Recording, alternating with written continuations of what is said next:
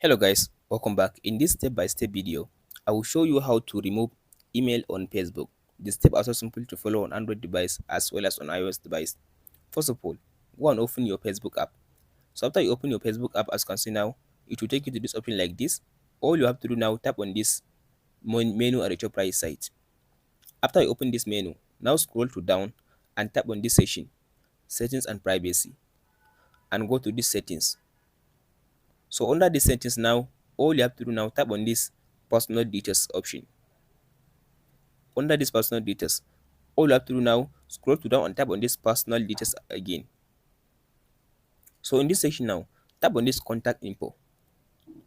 So as you can see now here is my email on my Facebook. So if you want to remove the email, all you have to do now, before you remove the existing email, you must add another email. If not, Facebook will not allow you to remove an email. So for me, let's say I want to remove this email, tap on the email.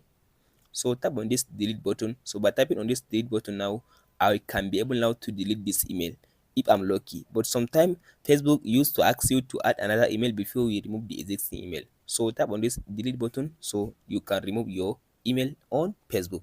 Hope this video helps you out. Don't forget to like and subscribe. Thank you for watching. We'll meet in the next video.